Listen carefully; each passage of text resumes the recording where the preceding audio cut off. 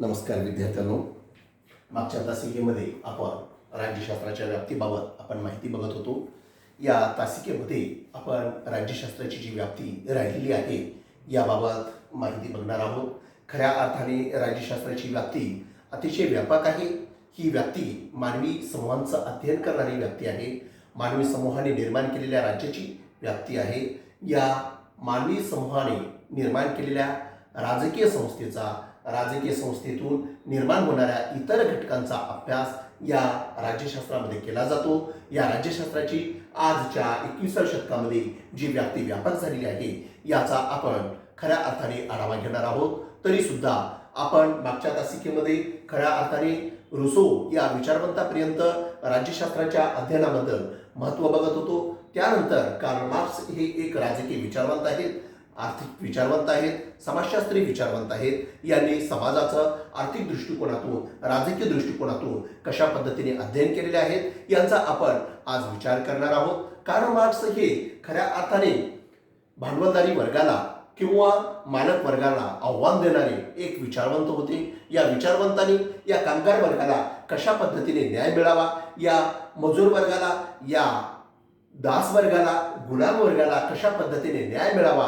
या साचेबद्ध, आकृतीबद्ध समाज व्यवस्थेला आव्हान देण्यासाठी, मालक वर्गाविरुद्ध उठाव करण्यासाठी जो त्यांनी प्रयत्न केलेला आहे, खऱ्या अर्थाने राजकीय विचारांना, राज्यशास्त्राला व्याप्तीच्या स्वरूपातून त्यांचे विचार महत्त्वाचे दिसून येतात. त्यांनी जे प्रयत्न केलेले आहेत ते विचार राज्यशास्त्राच्या दृष्टीने अत्यंत महत्त्वपूर्ण समजले जातात आणि म्हणून राज्यशास्त्राच्या व्याप्तीमध्ये कार्ल मार्क्सच्या विचारांना, मार्क्सवादी दृष्टिकोनाला टाळून राज्यशास्त्राचा अभ्यास करणं आज अशक्य आहे. मग हे जे कार्ल मार्क्स यांनी राजकीय विचार सांगितलेले आहेत, राजकीय अध्ययन केलेले आहेत, त्यांचा मुख्य उद्देश काय होता?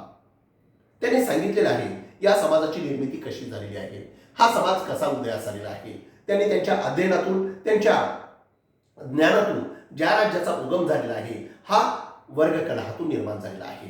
जेव्हा मनुष्य समुदाय उदयास आला, या मनुष्य समुदायाचा उद्देश हाच होता की एक प्रकारे कलह निर्माण करणं. जो मालक वर्ग उदयास आला, जो पिळवणूक करणारा वर्ग उदयास आला, जो पिळून घेणारा वर्ग निर्माण केला गेला, यांचं विश्लेषण त्यांनी दास कॅपिटल या ग्रंथात करतात. म्हणजेच जो पिळवणूक करतो तो कशा पद्धतीने करतो आणि कसा करत आलेला आहे याचं विश्लेषण अथाक प्रयत्नातून त्यांनी दास कॅपिटल या ग्रंथात करतात.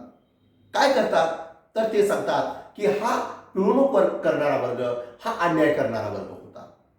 मग ते आर्थिक दृष्टिकोनातून नव्हता, राजकीय दृष्टिकोनातून नव्हता, परंतु त्यांची पिळवणूक जी केली गेली, त्यांच्यावर जे अन्याय केले गेले, त्यांच्यावर जे जुलूम केले गेले, त्यांना दुष्ट वृत्तीने बघितलं गेलं, हे जे अन्यायी किंवा त्यांच्या सोबतचं जे वर्तन होतं याचं विश्लेषण खऱ्या अर्थाने राज्यशास्त्रामध्ये प्रथमतः मांडण्याचा प्रयत्न कार्ल मार्क्स यांनी केलेला आहे.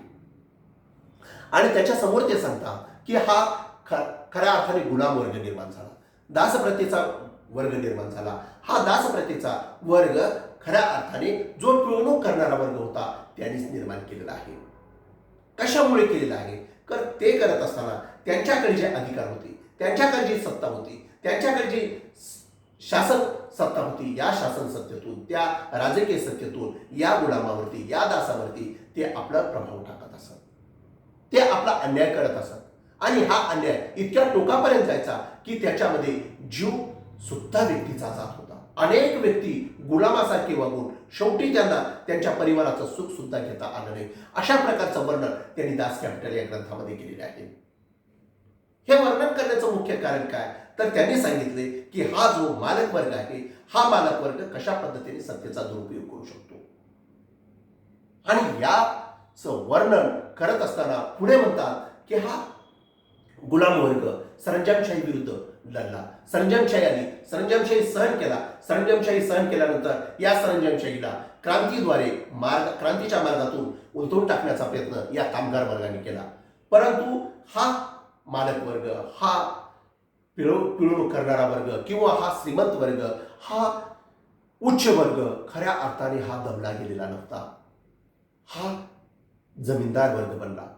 हा जमीनदार वर्ग बनल्यानंतर या जमीनदार वर्गाने या गुलाम वर्गाला एक प्रकारे नोकरासारखं काम लावू लागले.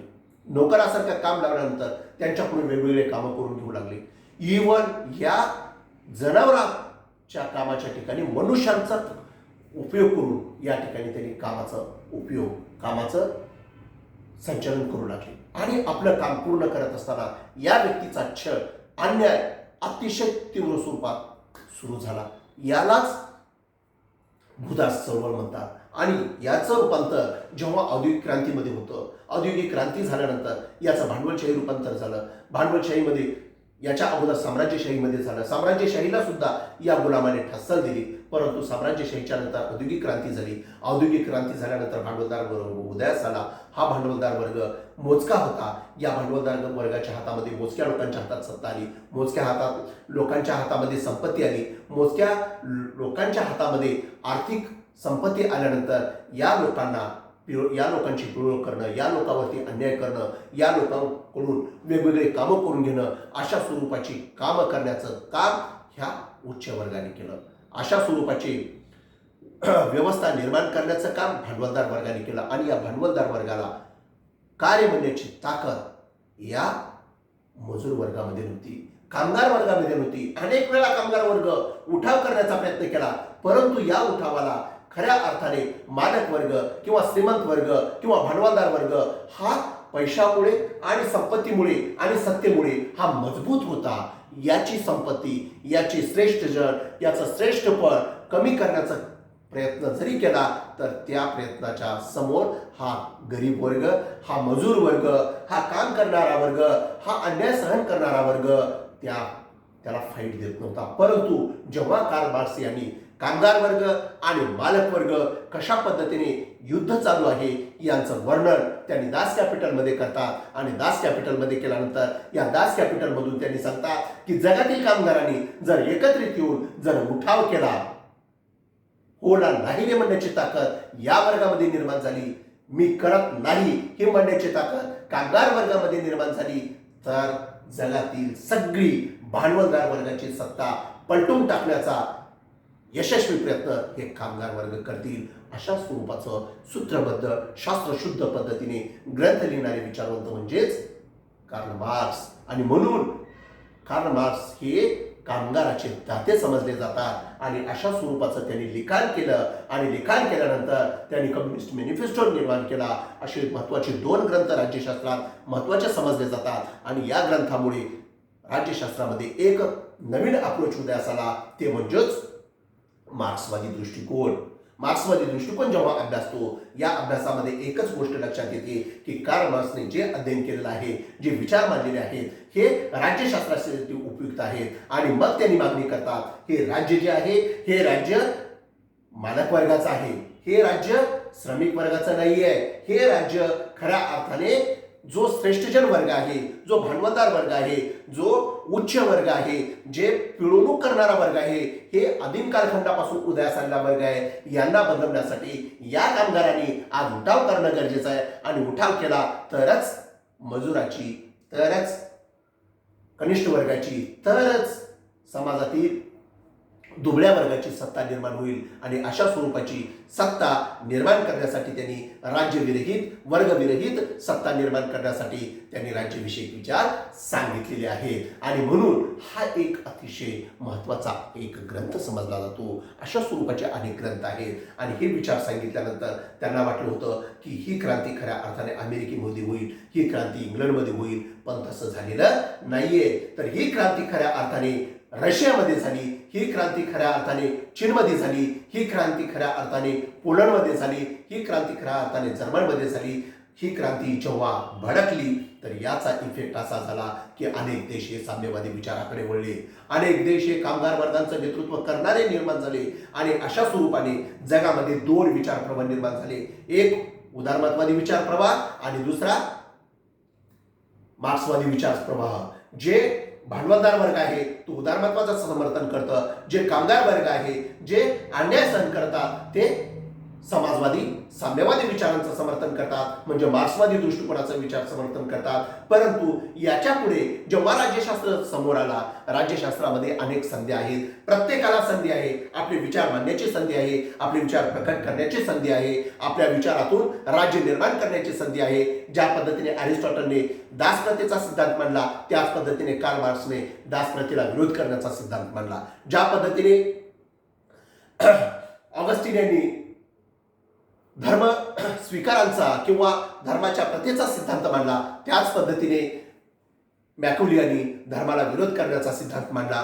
राज्यशास्त्र एक असा प्लॅटफॉर्म आहे की या राज्यशास्त्रामध्ये आपले विचार प्रकट करा, आपल्या देशाला चालवा, राज्य व्यवस्थित चालवा, संस्थाही व्यवस्थित चालवा, समाजामध्ये न्याय निर्माण करा, प्रत्येकाला बोलण्याचा अधिकार, प्रत्येकाला न्यायीपणे जगण्याचा अधिकार जर कोणतं विषय देतं ते म्हणजेच राज्यशास्त्र. ज्या पद्धतीने कार्ल मार्क्स विचार स्पष्ट करतात, त्याच पद्धतीने चार्ल्स मेरियम हा एक 20व्या शतकामध्ये राजकीय विचारवंत उदयास येतो. हा खूप गरीब घरचा मुलगा होता. हा विचारवंत खऱ्या अर्थाने राजकारणामध्ये नव्हता, परंतु त्यांनी जे जीवन जगलं ते जीवन जगल्यानंतर तो अमेरिकेमध्ये शिक्षण घेतला. अमेरिकेमध्ये शिक्षण घेतल्यानंतर तिथल्या समाज व्यवस्थेमध्ये, तिथल्या राजकीय व्यवस्थेमध्ये जे बदल होत होते याचा इफेक्ट त्यांच्या विचारावर पडला. आणि विचारावर पडत असताना त्यांनी अब्राहम लिंकन यांचे विचार स्वीकारले, ल्युथर किंग यांचे विचार स्वीकारले. त्यांनी त्या समाजाचा अध्ययन केले. समाजाचा अध्ययन करत असताना त्यांना वाटलं की आपण या समाज व्यवस्थेचा खऱ्या अर्थाने बारकाईने अभ्यास करू. त्यांनी अमेरिकेच्या राजकीय व्यवस्थेवर खूप छान ग्रंथ लिहिलेले आहेत, तिथल्या वर्तनाचा अभ्यास केलेला आहे. आणि त्यांची एक इच्छा होती की आपल्या युरोप खंडामध्ये ज्या पद्धतीने राज्यशास्त्रामध्ये युरोपीय विचारवंतांचं खूप मोठं योगदान सांगितलं जातं, याला खऱ्या अर्थाने तडा देण्याचा पहिल्यांदा जर प्रयत्न अमेरिकन विचारवंतांनी केला असेल ते म्हणजे चार्ल्स मेरियम. आणि त्यांची इच्छा होती की ज्या पद्धतीने ग्रीक संस्कृती सर्वात महत्वाची समजली जाते, त्याच पद्धतीची अमेरिकन संस्कृती महत्वाची समजली जावी. आणि अमेरिकन संस्कृती महत्वाची समजवण्यासाठी त्यांनी खऱ्या अर्थाने एक नवीन संस्था निर्माण केली. आणि चार्ल्स मेरियम यांनी 1925 मध्ये एक संमेलन भरवलं. या संमेलनामध्ये एक मंडळ निर्माण केलं. या मंडळाचं उद्घाटन करत असताना त्यांनी सांगितले की आम्ही मानवी वर्तनाचा अभ्यास करणार आहोत. मानवाच्या वर्तनातून जे राज्य निर्माण होतं, शासन निर्माण होतं, या वर्तनातून खऱ्या अर्थाने त्या राज्याचा विकास होत असतो. आणि त्या वर्तनाचा सूक्ष्म पद्धतीने निष्कर्ष काढण्यासाठी आम्ही प्रयत्न करत आहोत. आतापर्यंत राज्यशास्त्रामध्ये मूल्य सापेक्ष दृष्टिकोनातून, आदर्शवादी दृष्टिकोनातून, व्यवहारातून किंवा कल्पनेतून राज्य कल्पना सांगितली जात होती, परंतु आता तशा पद्धतीचं अध्ययन केलं जाणार नाही. आणि त्यांनी सांगितलं की आता अशा पद्धतीचं अध्ययन केलं जाईल की त्या पद्धतीने मूल्यनिरपेक्ष पद्धतीने राज्यशास्त्राचं अध्ययन केलं जाईल.